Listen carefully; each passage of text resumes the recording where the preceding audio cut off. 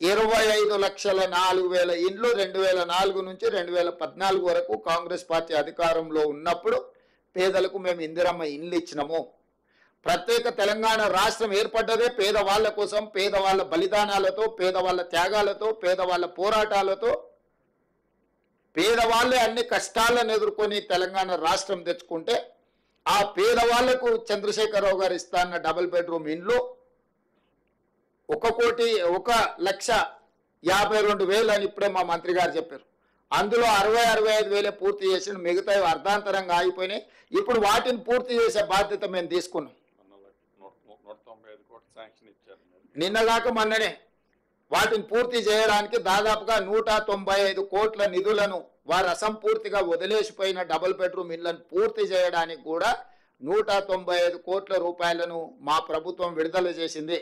వారు మేమే కట్టినాం మీరు మూసీ నదిలో పేదలకు ఇస్తున్నాయి మేమే, మీరు అర్ధాంతరంగా ఎక్కడక్కడ వదిలేసి పోయినరు. 10 సంవత్సరాలు ఏ రోజు కూడా మీరు వాటి మీద దృష్టి పెట్టలేదు.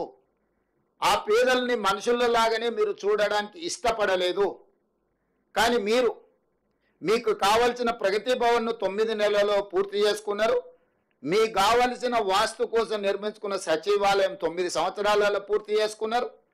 మీకు కావలసిన ఫామ్ హౌజులు అది గజ్వేల్లో కావచ్చు, జన్వాడలో కావచ్చు, లేకపోతే మొయినాబాద్లో కావచ్చు, వివిధ ప్రాంతాలలో 100 ఎకరాలలో ఫామ్ హౌజులు పూర్తి అయిపోయినాయి. మీ రాజకీయ పార్టీలకు 33 జిల్లాలలో ఎకరాల కొద్ది నిన్నగాక మొన్ననే హైకోర్టులో చర్చకు వచ్చినప్పుడు ఎకరాలల్లో బీఆర్ఎస్ భవనాలను నిర్మించుకున్నారు, భూములను కేటాయించుకున్నారని కోకాపేటలో 11 ఎకరాల భూ కేటాయింపుతో పాటు 33 జిల్లాలలో మీ పార్టీ కార్యాలయాలను కోట్ల రూపాయలు పెట్టి మీరు నిర్మించుకున్నారు.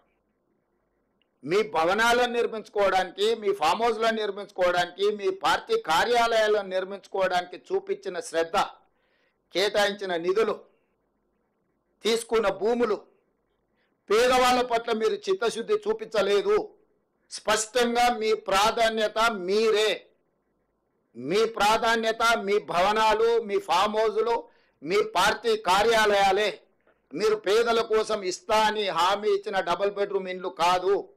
ఎన్నికల సందర్భంగా చంద్రశేఖరరావు గారు పదే చెప్పినారు, ఇందిరమ్మ ఇండ్లను డబ్బా ఇండ్లతో పోలుస్తూ డబ్బా ఇండ్లు వద్దు, డబుల్ బెడ్రూమ్ ఇండ్లు ముద్దు.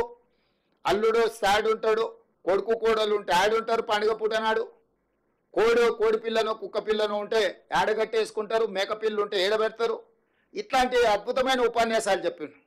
కానీ 10 ఏళ్ళైనా మరి కొడుకు కోడలతో పాటు బిడ్డ అల్లుడు పండుగ పూట వస్తే యాడు ఉండాలనో ఇంతవరకు ఏది నిర్మించి చూపెట్టలేదు. మేకపిల్లకు కోడి పిల్లకు దారే చూపించలేదు. కానీ బెల్ట్ షాపులు మాత్రం బస్తీల ప్రతి కాలనీలో మాత్రం సంపూర్ణంగా ఏర్పాటు చేయించిండు. ఎక్కడ కూడా లేకపోతే ఎతికి మరి వాటిని తెరిపించిండు. అంటే ఈ విధానము 10 సంవత్సరాలు పరిపాలన చేసి రాష్ట్రాన్ని పూర్తిగా అధోగతి పాలు చేసి ఆనాడు 2014 జూన్ 2 నాడు 16,000 కోట్ల రూపాయల మిగులు బడ్జెట్తో చంద్రశేఖరరావు గారికి రాష్ట్రాన్ని కాంగ్రెస్ పార్టీ అప్పచెప్పింది.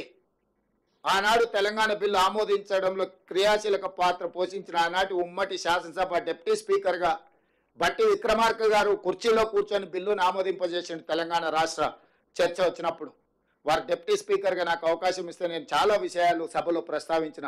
ఈరోజు కూడా అవి లైవ్లో ఉంటాయి, మీరు ఒకసారి చూడొచ్చు.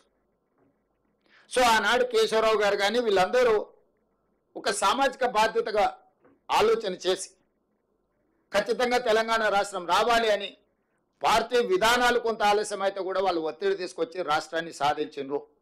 రాష్ట్రాన్ని సాధించడమే కాకుండా మిగులు రాష్ట్రంగా 16,000 కోట్ల రూపాయల మిగులు బడ్జెట్తో మీకు రాష్ట్రాన్ని అప్పచెప్పడం జరిగింది. 60 సంవత్సరాలు పరిపాలించిన కాంగ్రెస్ పార్టీ 16,000 కోట్ల రూపాయల మిగులు బడ్జెట్తో చంద్రశేఖరరావు గారికి తెలంగాణ రాష్ట్రాన్ని అప్పచెప్తే సరిగ్గా 10 సంవత్సరాలల్లా ఇదే చంద్రశేఖరరావు గారు 7 లక్షల కోట్ల రూపాయలు అప్పు చేసి తిరిగి మాకు రాష్ట్రాన్ని అప్పచెప్పిండు. 1000 ఎకరాల భూములను అమ్మేసిండు. ఈ అప్పులే కాదు, లక్షల ఎకరాల పేదవాళ్ళ భూములను వారు గుంజుకున్నారు. నేను వాటన్నిటి లోతుకు పోదలుచుకోలే. నేను ఒకటే మాట ఏం చెప్పదలుచుకున్నా అంటే పరిపాలన పట్ల ఉన్న చిత్తశుద్ధి 60 సంవత్సరాలు పరిపాలించి 25 లక్షల ఇందిరమ్మ ఇండ్లు ఇచ్చి 35 లక్షల ఎకరాల భూములు పేదలకు పంచిపెట్టి